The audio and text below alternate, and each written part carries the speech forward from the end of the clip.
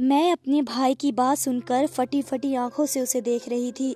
मुझे ना अपने कानों पर यकीन था और ना ही उस पर। ऐसे अल्फाज मैं अपने भाई के मुंह से सुनूंगी। मैंने कहा, भाई आप होश में तो हो? वे नशे में आकर अपने पाँव पर खड़ा भी नहीं हो पा रहा था। लड़खड़ाते कदमों से मेरे कमरे की दीवार से लगकर दीवार के सहारे खड़ा हो गया। कहने लगा, हाँ मैं ठीक कह रहा हूँ, रात को तैयार रहना। मैंने डर कर कहा कि मैं ऐसा कोई पाप नहीं करूंगी। कहने लगा, अगर तुम शराफत से ना मानी तो मेरे पास दूसरा रास्ता भी है।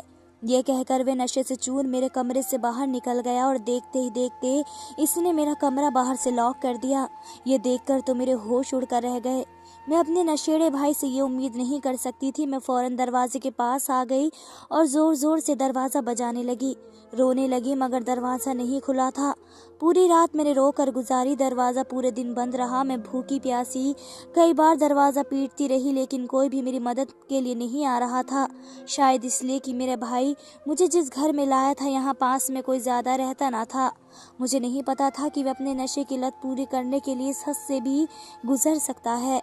बहन भाई जैसे पाक रिश्ते को यूं गंदा कर सकता है। यह एक सुनसान सा इलाका था। करीब कोई घर भी ना था सिवाय इस एक घर के जिसमें मैं और मेरा भाई रहते थे। मेरा भाई जब मुझे यहाँ धोखे से लेकर आया तो मैंने कहा, आप मुझे कहाँ ले आए हैं? यहाँ तो आबादी ही नहीं है। वे कहने लगा, जब ही तो इतना बड़ा घर इतना सस्ता मिल गया है। मैंने कहा, मुझे यहाँ डर लग रहा है, यहाँ आसपास कोई नहीं रहता, मुझे वापस अपने पुराने घर में जाना है। वे कहने लगा, अब यही हमारा घर है। वह घर मैंने बेच कर यह खरीद लिया है। वह मुझे इस सुनसान से घर में ले आया। वह घर हमारे पुराने घर से बहुत बड़ा था लेकिन मुझे डर सा लग रहा था। अभी कुछ ही दिन हुए थे हमें यहाँ आए हुए, तो भाई ने अपना असली मकसद भी बता दिया। वे मुझसे धंधा करवाना चाहते थे और मेरे पैसे से अपने नशे की लत पूरी करना चाहते थे, जो पुराने घर में हो ना सकता था क्योंकि वहाँ पड़ोस में रहने वाले लोग मेरी माँ की मौत के बाद मेरा बहुत ख्याल रखते थे। मैं इस वक्त कमरे में बंद अपनी किस्मत पर रो रही थी। भूख प्यास को बर्दाश्त करके मैं ढिढाल हो गई थी। दिन से दोबारा रात हो चुकी थी कि जब कमरे का दरवाज़ा खुला। सामने एक पक्की उम्र का हट्टा खट्टा आदमी था। इसे देखकर मेरे होश उड़ गए थे। वह मुझे देखकर बड़ी ही गंदी हंसी हंस रहा था। मैं कई कदम पीछे हट गई। इस आदमी ने दरवाज़ा बंद किया और मेरी तरफ बढ़ने लगा। इसके गलत इरादे देखकर मैं रोने और चिल्लाने लगी कि मुझे हाथ मत लगाना, मैं इस पाप के लिए राजी नहीं हूँ। वह कहने लगा, मैंने तुम्हारे भाई को मुंह मांगी कीमत तय की है तुम्हारी। यह कहकर वे मेरे पास आ गया। मैंने पूरी जान से उसे धक्का दिया। वे पीछे जा गिरा था। मैं जल्दी से कमरे के दरवाजे की तरफ जाने लगी लेकिन इसने पहले ही वह मुझे बाजू से पकड़ चुका था और इस बार बहुत गुस्से में था। मुझे एक गाली बकी और बेड पर पटक दिया। मेरा सर बेड के किनारे पर जा लगा। मेरा सर बहुत जोर से लगा था कि मुझे चक्कर से आने लगे। कुछ मैं पूरे दिन की भूखी प्यासी भी थी। खुद में इतनी हिम्मत नहीं रखती थी कि सामने वैसी दरिंदे इंसान से अपने बचाव के लिए लड़ सकती। सुबह का सूरज मेरे लिए बर्बादी का नया सामान लेकर निकला। वह आदमी मेरे मुंह पर पैसे फेंक कर बड़ी अजीब नज़रों से मुझे देख कर कहने लगा, बड़ी अकड़ रही थी रात को मेरे सामने, देख लिया अपना अंजाम। यह मर्दों की दुनिया है, तुम जैसी लड़की सिर्फ बिकने के लिए होती हैं। आइंदा जब मैं आऊँ तो झुककर मेरे सामने आना, वरना आज से ज़्यादा बुरा हश्र करूँगा तुम्हारा। वे कमरे से जा चुका था और मेरे आंसू मेरी आँख से बहकर तकिए भिगोने लगे थे। इस आदमी ने एक वेश्या सलूक मेरे साथ बढ़ता था। मेरे चेहरे और बाजू पर इसने जलती सिगरेट बुझाई थी। मैं रोती चिल्लाती बिलबिलाती रही और वह मेरी तकलीफ पर कह के लगाता रहा। कहने लगा, यह मुझे धक्का देकर पीछे गिराने की सजा थी। मेरा जी चाहा जमीन फटे और मैं इसमें समा जाऊं। मेरी सिसकियां पूरे कमरे में गूंज रही थी। मैं भूख और तकलीफ को सहन कर बिल्कुल निढाल हो चुकी थी। जब मेरा घटिया भाई मेरे कमरे में आया, मेरा बिगड़ा हुआ चेहरा देखकर नजरें बदल ली। मेरी बेड पर बिखरे नीले नोट देखकर इसकी आंखें चमकी थी। इसने किसी भूखे कुत्ते की तरह से वे नोट झपटे और कमरे से बाहर निकल गया। मेरा कमरा फिर से लॉक हुआ था लेकिन इस बार मैंने कोई रोना पीटना नहीं किया। मुझ में इतनी हिम्मत ही कहाँ बची थी। कुछ देर बाद मेरा भाई मेरे लिए नाश्ते की ट्रे ले आया। पूरियाँ, चने, चाय की ट्रे मेरे सामने रखकर कहने लगा कि पेट भर के खा ले, तेरे ही पैसों से लाया हूँ। मेरा जी चाहा इसके मुंह पर थूक दूं या वह ट्रे उठाकर इसके मुंह पर फेंक दूं। मैंने गुस्से से इसकी तरफ देखा जिसे अपने किए पर जरा भी शर्मिंदगी ना थी। फिर मुझसे कहने लगा, मुझे अच्छा नहीं लग रहा तुम्हें यूं कैद करके। अगर तुम आराम से मेरी बात मान जाती तो मुझे ये सब ना करना पड़ता। मेरी आंखों से आंसू बह रहे थे। बहनें तो भाई की इज्जत होती हैं, इसकी चहीती होती हैं। वह तो अपनी बहन की तरफ उठने वाली मेरी आंख को भी फोड़ देते हैं, भरे बाजार में लड़ पड़ते हैं। ये कैसा भाई था जो बहन के कमरे में एक गैर आदमी को खुद लाया था, सिर्फ कुछ 1000 के नोटों की खातिर। मेरी आंखों से कई आंसू बहकर मेरे गालों पर लगे जख्म पर किसी नमक की तरह से चुभ रहे थे और मुझे तड़पा रहे थे। लेकिन यह शायद मेरी तकलीफ भरी जिंदगी की शुरुआत थी। असली मौत तो उस वक्त हुई जब मेरे सगे भाई ने अपना नशा पूरा करने के लिए मेरे साथ। मेरे बाप का देहांत इस वक्त हुआ जब हम दोनों भाई बहन बहुत छोटे थे। मेरी माँ ने बाबा के देहांत के कुछ ही समय बाद लोगों के झूठे बर्तन मांजने शुरू कर दिए ताकि हमारा पेट भर सके। पूरा दिन माँ लोगों के घरों में काम करती, शाम को थकी हारी आती तो घर के काम काज करने लगती। मैं इस वक्त 7 साल की थी, लेकिन अपनी माँ के खातिर मैंने अपनी उम्र से पहले ही घर के सारे काम संभाल लिए। अभिषेक भाई इस वक्त 10 साल के थे, लेकिन काम कुछ नहीं करते थे। जैसे ही माँ काम पर जाती वह भी घर से बाहर निकल जाते।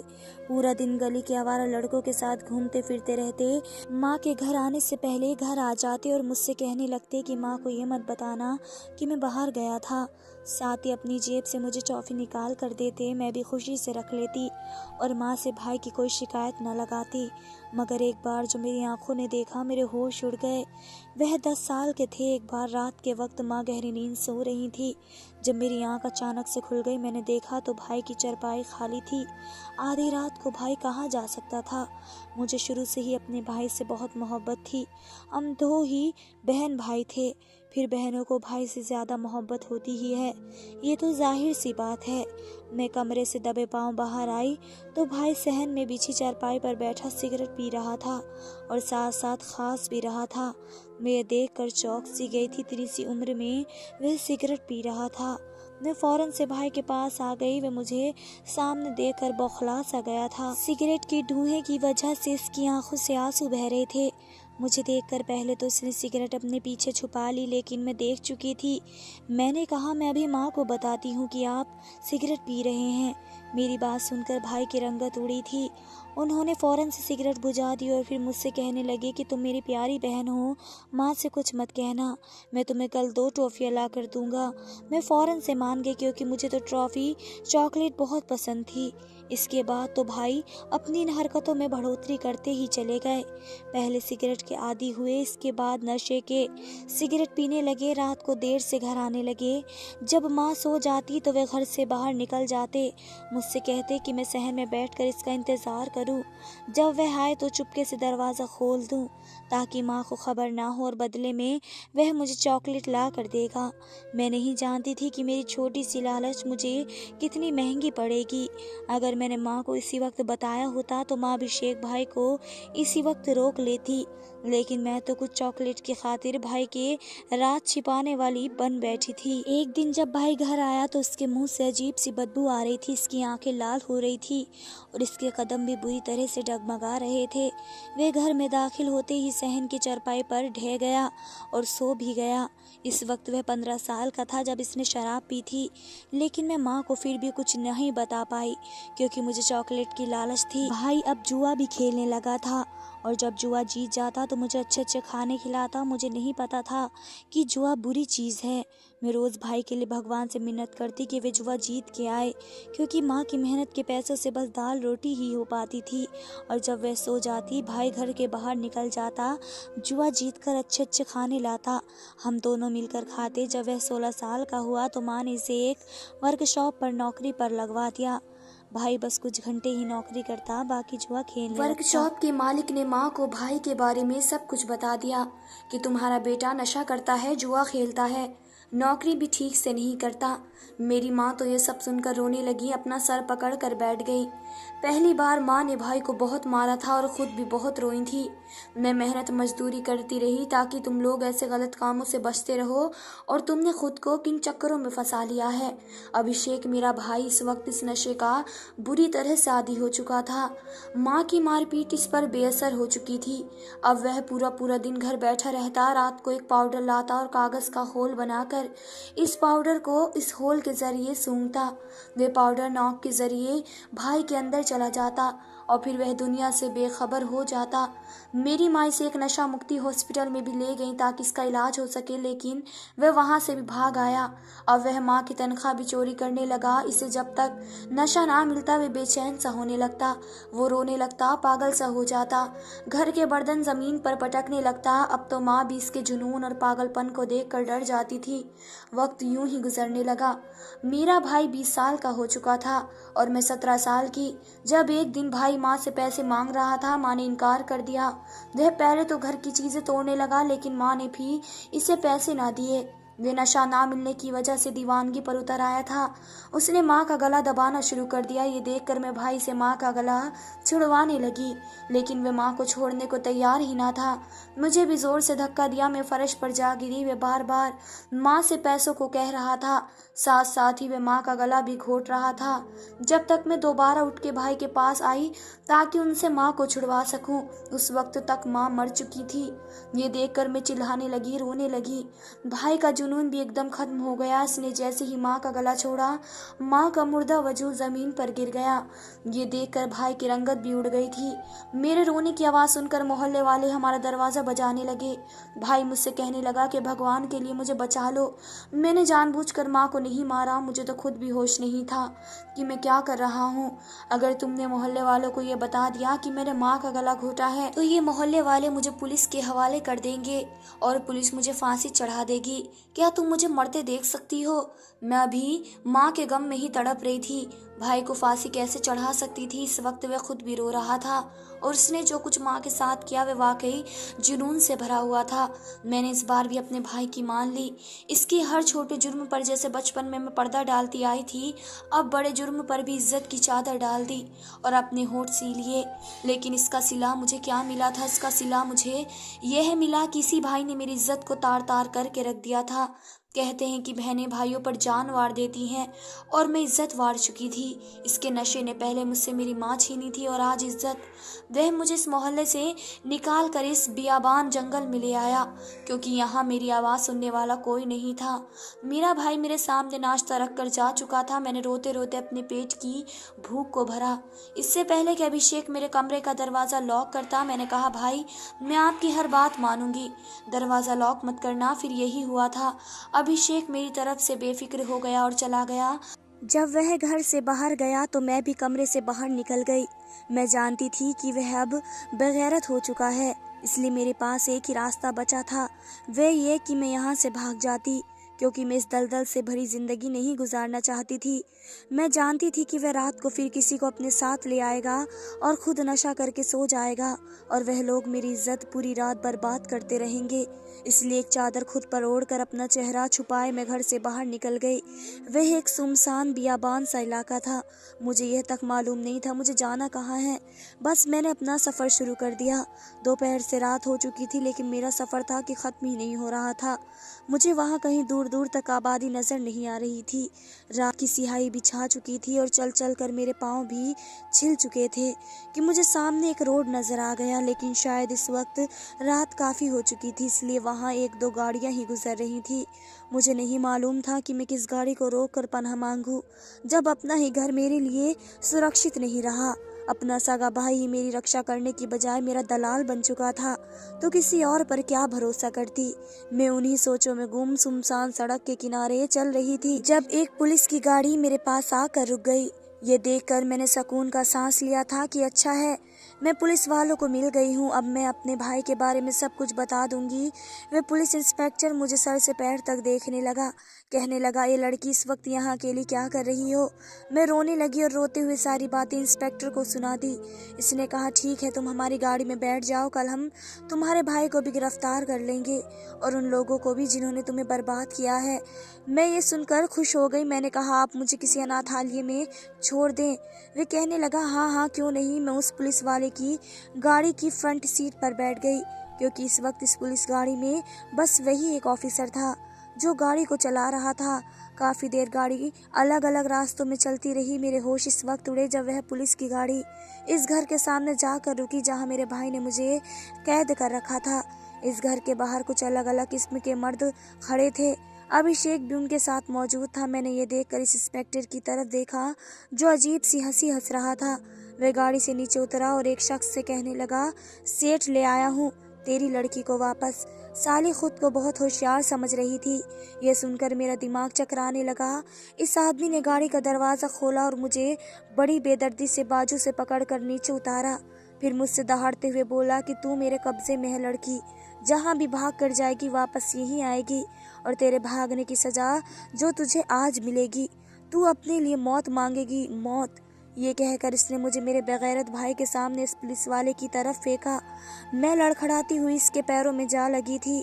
वह आदमी कहने लगा, तू उसे यहाँ वापस लाया है इसलिए पहला हक तेरा है। यह सुनकर मैं अभिषेक को पुकारने लगी कि वह मुझे बचा ले। शायद अभिषेक के खून ने कुछ जोश मारने की कोशिश भी की थी, लेकिन इस आदमी ने जेब से एक शराब की बोतल निकाली और अभिषेक की तरफ बढ़ा दी। कहने लगा, ये पी और दुनिया पर बादशाह बन जा।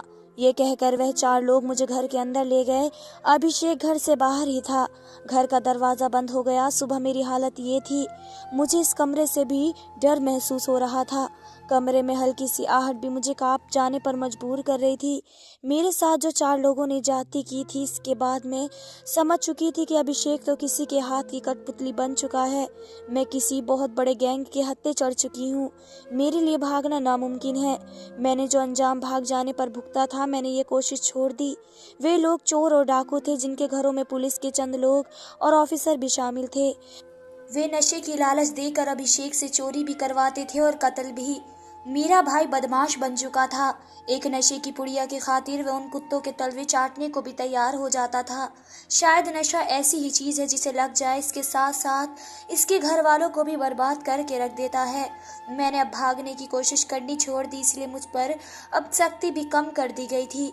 मगर एक दिन उन लोगों ने मेरे भाई को नशा नहीं दिया और उसे एक ऐसी बात कही कि रूह कांप जाए और घर में बंद करके चले गए। घर में इस वक्त अभिषेक था या मैं, वह बार बार मेन गेट पीट रहा था।